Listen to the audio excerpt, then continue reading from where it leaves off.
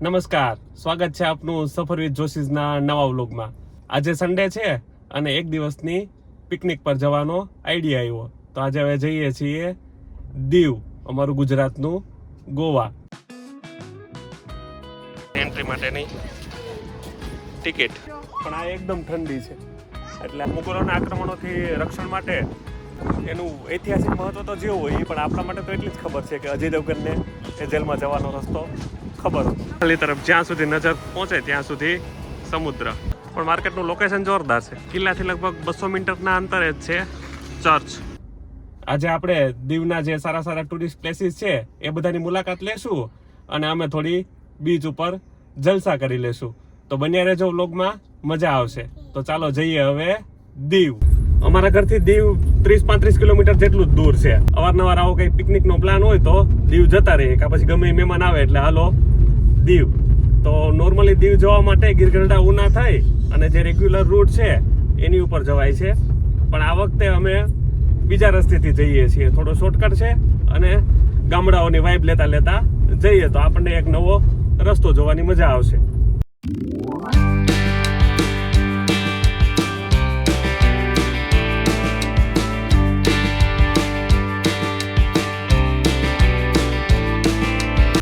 આ રોડ ઉપર જઈએ એટલે આવા નાના નાના ગામડાઓમાંથી પસાર થઈ અને કેસરિયા સુધી જઈએ છીએ. પણ આમ ખરી રીતે જિંદગીની મજા છે ને ગામડાઓમાં જ છે. અમે ગામડામાં રહીએ છીએ અને જ્યાં સુધી આપણને પોસિબલ હોય ત્યાં સુધી જો ગામડામાં રહેવા મળે તો એના જેવું બેસ્ટ એકેય નહીં. એક્યુઆઈ ક્યારેય 100 ઉપર જાય નહીં અને શુદ્ધ ખાવાનું મળે, શુદ્ધ પાણી મળે.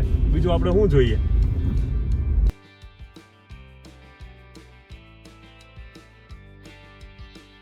જો અમારું કાઠિયાવાડનું રાષ્ટ્રીય વાહન 3 વ્હીલ છકડો. અમે ઘણી મુસાફરી કરેલી જો આમાં. અત્યારે પહોંચ્યા છીએ કેસરિયા. અહીંયા જે સામેથી પસાર થાય છે નેશનલ હાઈવે 51, જે અમારા લગભગ દરેક બીજા વિડીયોમાં તમને જોવા મળે છે. આપણી લેફ્ટ સાઈડ જે રસ્તો જાય છે એ જાય છે મોવા ભાવનગર તરફ અને રાઈટ સાઈડથી આવે છે વેરાવળ તરફથી. અને અહીંયાથી આપણે આ ઓવરબ્રિજની નીચે થઈ અને જવાનું હોય છે દીવ તરફ. અહીંયાથી દીવ 16 કિલોમીટર છે.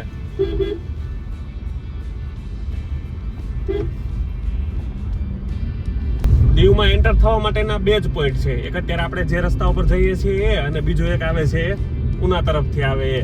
તો રાજકોટ જુનાગઢ તરફથી આપણે દીવ આવવું હોય સોમનાથ તરફથી તો આ રોડ પર જવાનું, કેસરિયા સુધી આવવાનું અને કેસરિયાથી દીવ તરફ.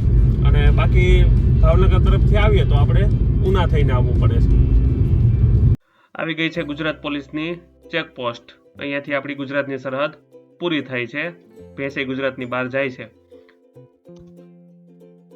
દીવમાંથી ગુજરાતમાં એન્ટર થતા હોય ત્યારે ઘણીવાર વાહનોના ચેકિંગ અહીંયા પોસ્ટ આગળ થાય છે. અહીંયા આપણી આ બંને સાઈડ જે દેખાય છે એ દીવની ખાડી છે. એ ગુજરાતને દીવથી અલગ કરે છે. દીવ ટાપુ છે એટલે ચારે બાજુ સમુદ્રથી ઘેરાયેલો છે. અને હવે તો આ બંને સાઈડ એક એક બ્રિજ બની ગયા છે દીવને ગુજરાત સાથે કનેક્ટ કરવા માટે. જ્યારે બ્રિજ નહોતા ત્યારે અહીંયાથી દીવ જવું હોય તો બોટમાં જવું પડતું. એક અત્યારે આ બ્રિજ છે જેની ઉપરથી આપણે પસાર થઈએ છીએ તે, અને બીજો એક ભોગલા તરફથી બ્રિજ આવે છે. અને હવે આપણે એન્ટર કરી ગયા છીએ યુનિયન ટેરિટરી દીવમાં. અહીંયા આગળ હવે દીવ પોલીસની ચેકપોસ્ટ આવે છે.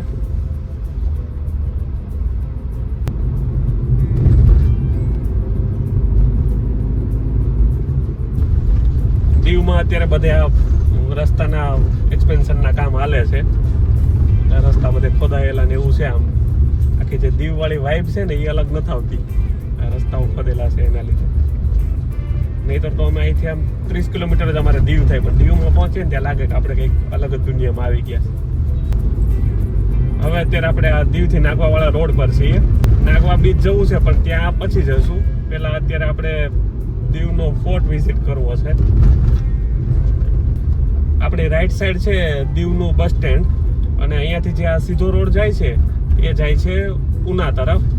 આપણે એ સર્કલ આગળથી રાઈટ સાઈડ જઈએ એટલે આપણે જશું આપણે ફોર્ટ રોડ, એટલે કે જે કિલ્લા તરફ રોડ જાય છે એ બાજુ. આ છે દીવનો ફોર્ટ રોડ. એક સાઈડ આપણે જોઈએ છે બધી હોટેલો ને રેસ્ટોરન્ટ ને એ બધું છે, અને લેફ્ટ સાઈડમાં છે દરિયો, અને આગળ અહીં સામે દેખાય પેલું INS ખુરકી વોરશિપનું જે બનાવેલું છે ને મેમોરિયલ ટાઈપ, એની વિઝિટ કરવી છે. પણ પહેલાં આપણે જઈ આવીએ કિલ્લો. આખા દીવમાં બધા ડેવલપમેન્ટના કામો હાલે છે, ટ્રાફિકનો બહુ પ્રોબ્લેમ થાય છે. પહોંચી ગયા છે દીવ ફોર્ટ આગળ. અહીંયા આ રીતે એમને ખુલ્લામાં પાર્ક થઈ જાય છે ગાડી. દીવ ફોર્ટમાં એન્ટ્રી માટે આ રીતે ટિકિટનો ચાર્જ છે. 7 થી 15 વર્ષના બાળકો માટે 75 અને એડલ્ટ્સ માટે 100 રૂપિયા અને ફોરેનર માટે 200. આ છે એન્ટ્રી માટેની ટિકિટ, અને આવી ગયો છે આ એન્ટ્રી ગેટ. એ કિલ્લાને પ્રોટેક્શન માટે આ રીતે જો પાણીની ખાઈ બનાવેલી હોય, તો જ્યારે એટેક થાય ત્યારે અહીંયાનો જે ગેટ હોય એ બંધ કરી દે, અને ફરતે પાણી હોય એટલે દુશ્મન સેના અંદર ના આવી શકે. અહીંયા હવે અંદર કિલ્લામાં ઘૂમવા માટે ગોલ્ફ કાર્ટ પણ છે. 50 રૂપિયા પર પર્સન ચાર્જ છે. અહીંયા દીવમાં એન્ટ્રી ટિકિટ છેલ્લા 6-7 મહિનાથી જ શરૂ થઈ છે. પહેલાં તો એન્ટ્રી ફ્રી જ હતી, અને હવે ગોલ્ફ કાર્ટે શરૂ થઈ ગઈ છે. હવે આપણે જઈએ છીએ કિલ્લામાં. આ એટલો એરિયા છે, આ રીતે આમાં વચ્ચે પાણી છે, એટલે કદાચ પહેલાંના ટાઈમમાં અહીંયાથી ડિસ્કનેક્ટ કરી દેતા હોય તો કિલ્લો આખો અલગ પડી જતો હોય. આ છે કિલ્લાનો એન્ટ્રી ગેટ, પણ પહેલાં સામે જતા આવીએ. અહીંયા કિલ્લાની ગેટ પાસેથી આ રીતે જેટી બનાવેલી છે. ત્યાં આપણે પાણીકોઠા જે જેલ છે તે જોવા માટે જઈ શકીએ. અહીંયાથી આપણે આ કિલ્લાની બહારની દિવાલ જોઈ શકીએ. આ છે પાણીકોઠા. ત્યાં અત્યારે જવાની તો મનાઈ છે. અહીંયાથી આપણે એને જોઈ શકીએ. એમાં કદાચ કંઈક રિનોવેશન ચાલે છે એવું કહેતા હતા, પછી કદાચ પૂરું થાય તો. દીવના કિલ્લાની અમારી મેમરી તો છે ને ખાસ આમ કયામત મૂવી યારે સંકળાયેલી છે. મેં પહેલી વાર દીવનો કિલ્લો કયામતના શૂટિંગ જોવા આવ્યો ને ત્યારે જોયો હતો 2002માં. ત્યારે એવું લાગ્યું હતું કે બસ આ દીવનો કિલ્લો એટલે કયામત મૂવી. આ જે આપણી પાછળ દેખાય છે એ જેલ છે, પાણીકોઠા કહેવાય છે. ચારે બાજુ પાણીથી ઘેરાયેલી છે, અને કદાચ કેદીઓને અંદર રાખતા હશે. એનું ઐતિહાસિક મહત્વ તો જેવું હોય, પણ આપણા માટે તેનું એટલું જ ઇમ્પોર્ટન્સ છે કે અજય દેવગનને એ જેલમાં જવાનો રસ્તો ખબર હતો.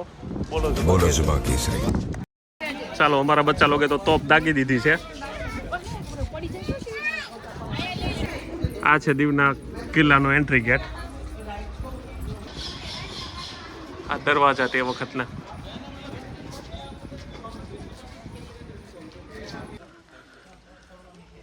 ફોર્ટમાં એન્ટર થાય એટલે આ રીતે કંઈક વ્યૂ છે. નાનો એવો ગાર્ડન જેવો છે, અને અહીંયા આ સાઈડમાં ઓફિસ છે, કદાચ એડમિનિસ્ટ્રેશનની હશે.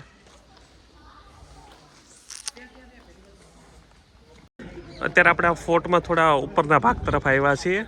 અહીંયા આપણે ઘણી બધી તોપ એ વખતની મૂકેલી છે હજુ પણ. અને અહીંયા જે દેખાય છે એ વોચ ટાવર છે. અહીંયાથી સૈનિકો બધી નિગરાની રાખતા ચારે તરફની. આવા 2-3 વોચ ટાવર છે આખા કિલ્લામાં. અને અહીંયા પોર્ટુગીઝ વખતની તોપો છે. આ જે તોપો છે એ અષ્ટધાતુની બનેલી હોય છે. અત્યારે આપણે તડકામાં આવ્યા, લગભગ અત્યારે 12 વાગ્યા જેવો સમય થયો છે. તાપ છે થોડો, પણ આ એકદમ ઠંડી છે. એટલે આ કદાચ આ ગોળાને લીધે બહુ ગરમ ન થતી હોય એટલે એવી કંઈક ધાતુઓ મિશ્રિત કરી અને બનાવેલી હશે. અહીંયાની આ તોપ છે ને આ મૂવેબલ લાગે છે. જો આ રીતે ગાડા ટાઈપ છે, એટલે કદાચ એક જગ્યાએથી બીજી જગ્યાએ લઈ જઈ શકાતી હશે. આપણે મોસ્ટ ઓફ જે કિલ્લાઓમાં જોઈએ આપણે રાજપૂતોના કિલ્લા કે એમાં, તો એમાં બધી દિવાલોમાં ચણેલી હોય છે તોપ. અહીંયા વોચ ટાવર પાસે બધા ફોટો પડાવવા જાય છે. અમે જવાની ટ્રાય કરીએ.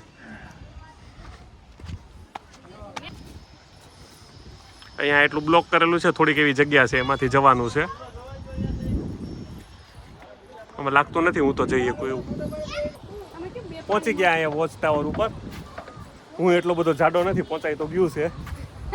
અને અહીંયાથી આપણે જોઈએ, જો બધી તરફનું દેખાય અહીંયાથી.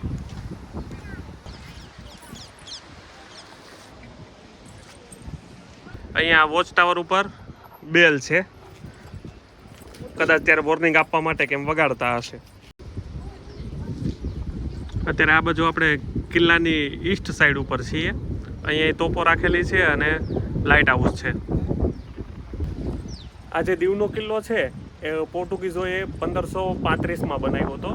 મુગલોના આક્રમણોથી રક્ષણ માટે ગુજરાત સલ્તનત પાસે પરમિશન લઈ અને પોર્ટુગીઝોએ પોતાના આમ તો એના જે વેપારી અહીંયા હાલતો હતો મરી મસાલાનો એનું રક્ષણ કરવા માટે આ કિલ્લો બનાવ્યો હતો. અને ધીમે ધીમે કરતાં પછી અહીંયા દીવના એ શાસક બની ગયા. આ જે કિલ્લો છે એ એમની શ્રેષ્ઠ જે સ્થાપત્ય છે એમાંનો એક છે. આ તરફે આ રીતે તોપ રાખેલી છે. ખાલી તરફ જ્યાં સુધી નજર પહોંચે ત્યાં સુધી સમુદ્ર, એ બોટે દેખાય છે. આ કિલ્લાનું લોકેશન એટલું બ્યુટીફુલ છે ને, ત્યાં દીવનો આ બ્લુ સમુદ્ર જોરદાર. અમે જ્યારે કયામતનું શૂટિંગ જોવા આવ્યા ને ત્યારે અહીંયા કંઈક સીન શરૂ હતો, અહીંયાથી ત્યારે જોયું હતું. કિલ્લાની દિવાલની બાજુમાં આ રીતે હાલવા માટેનો એટલો રસ્તો છે અને વચ્ચે વચ્ચે નીચે ઉતરવા માટે પગથિયા છે. આ સામે દેખાય છે લાઇટ હાઉસ દીવના કિલ્લાનું. હવે એ બાજુ જઈએ. આ અહીંયા થોડી તોપો પડી છે, એ આધુનિક છે, પોર્ટુગીઝના જમાનાની નથી, એટલી જૂની. તો જુઓ એની હાલત એકદમ ખસ્તા થઈ ગઈ છે, પણ જે પેલી જૂની 15મી 16મી સદીવાળી તોપો છે એ હજુ એમનેમ છે. એટલે આપણે આ કિલ્લાનું સ્ટ્રક્ચર જોઈએ એટલે આઈડિયા આવે કે પોર્ટુગીઝોની નેવી છે ને બહુ પાવરફુલ હતી. એ લોકોને સમુદ્ર માર્ગે હરાવવા બહુ મુશ્કેલ હતા, એટલે તો અંગ્રેજોએ બહુ ટ્રાય નહોતી કરી એ લોકોને હરાવવાની. અને મુંબઈ છે તો મુંબઈ પણ પોર્ટુગીઝોના શાસનમાં જ હતું, પણ લગભગ 1560 આસપાસ જ કદાચ પોર્ટુગીઝના રાજકુંવરીના મેરેજ ઇંગ્લેન્ડના મહારાજા સાથે થયા હતા. તો ત્યારે દહેજમાં એ લોકોએ મુંબઈના ટાપુ અંગ્રેજોને આપ્યા હતા. તો લગભગ 15મી 16મી સદીમાં એ લોકોમાં દહેજની પ્રથા શરૂ હતી. અહીંયા આ એરિયા થોડો જર્જરિત થયો એટલે એના રિસ્ટોરેશન માટે આ રીતે લગાવેલું છે. અહીંયા કદાચ રિનોવેશન થશે. આ પોર્ટુગીઝ વખતનો કંઈક શિલાલેખ છે, એને આ રીતે પ્રોટેક્ટ કર્યો છે. અહીંયા પોર્ટુગીઝમાં કંઈક લખેલું છે અને સાલ લગભગ 1900 સમથિંગ કંઈક છે, છેલ્લો ડિઝિટ નથી દેખાતો. કયામત મૂવીના ક્લાઇમેક્સમાં પેલી 3 મિસાઇલ બતાવે છે ને, એ શૂટિંગ વખતે આ જગ્યાએ રાખેલી હતી. અહીંયા આ જો ત્યારનું શિલ્પકામ, ચહેરાઓ કોતરેલા છે પણ અત્યારે તો સરખા દેખાતા નથી. હવે આપણે પહોંચી ગયા છીએ લાઇટ હાઉસ પર. આ લાઇટ હાઉસ છે દીવના કિલ્લાનો સૌથી હાઈએસ્ટ પોઈન્ટ છે. અહીંયાથી આખો કિલ્લો દેખાય અને પાછળનો સમુદ્ર અને આ તરફ આખું દીવ સિટી. આપણે સામેથી શરૂ કર્યું હતું પેલું જેલ અને એની બાજુમાં જે વોચ ટાવર હતો એ, ત્યાંથી આખો રાઉન્ડ લઈ અને અહીંયા પહોંચ્યા છીએ લાઇટ હાઉસ આગળ.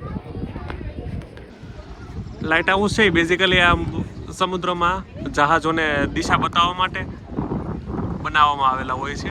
અહીંયા ઉપર સોલાર પેનલ લગાવેલી છે એટલે કદાચ અત્યારે શરૂ હશે, બહુ આઈડિયા નથી. કિલ્લાના બધા હાઈ પોઈન્ટ છે ને ફરતા આખી બાઉન્ડ્રી ઉપર બધી જગ્યાએ તોપો રાખેલી છે. ત્યાં સામે જોવા ગયા તો આપણે ત્યાંય હતી, પછી અહીંયા હતી અને આની ઉપર પણ છે. અહીંયા જો ઘણી બધી દેખાય છે. કિલ્લાની વિઝિટ થઈ ગઈ છે, બહાર આવી ગયા અને આ ભાઈ પોર્ટુગીઝો સામે લડી લડીને થાકી ગયો છે. હવે અત્યારે લગભગ બપોરનો 1 વાગ્યો છે. ટેમ્પરેચર 27 ડિગ્રી જેટલું બતાવે છે, પણ આમ મજા આવે છે, લાગતું નથી. દરિયાને લીધે ઠંડો પવન આવે એટલે પ્લેઝન્ટ વાતાવરણ છે, એટલે ફરવામાં વાંધો નથી આવતો બપોરે આવ્યા તો પણ.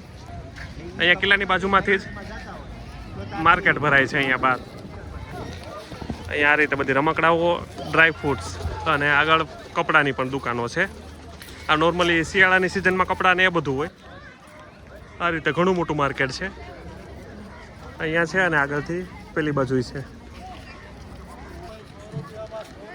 અહીંયા આ રીતે આખું કપડાનું માર્કેટ હોય છે, પણ આ કપડાને એ બધું મોસ્ટ ઓફ શિયાળામાં મળતું હોય. અમારી પાર્ટી બધી ટેડી બિયરના શોપ ઉપર પહોંચી ગઈ છે. પણ માર્કેટનું લોકેશન જોરદાર છે.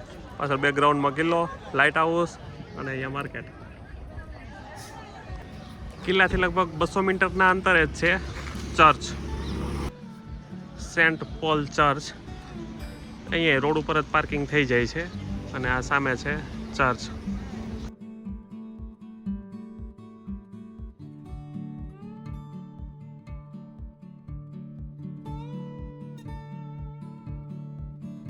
આ ચર્ચ પોર્ટુગીઝો દ્વારા 1601 થી 1610ની વચ્ચે બનાવવામાં આવેલું છે અને આ જે આપણને આર્કિટેક્ચર દેખાય છે અહીંયાનું એ પોર્ટુગીઝ બોરોક શૈલીનું છે અને આર્કિટેક્ચર અહીંયાનું બહુ સુંદર છે અને એ વખતમાં ત્યારે છે ને આ ખ્રિસ્તી ધર્મનું એક મહત્ત્વનું સેન્ટર હતું. હાલમાં આ ચર્ચ કાર્યરત છે. અત્યારે તહેવારો હોય છે ખ્રિસ્તી ધર્મના ત્યારે અહીંયા દીવમાં જે ક્રિશ્ચિયન કોમ્યુનિટી છે એ લોકો અહીંયા પ્રેયર માટે આવે છે.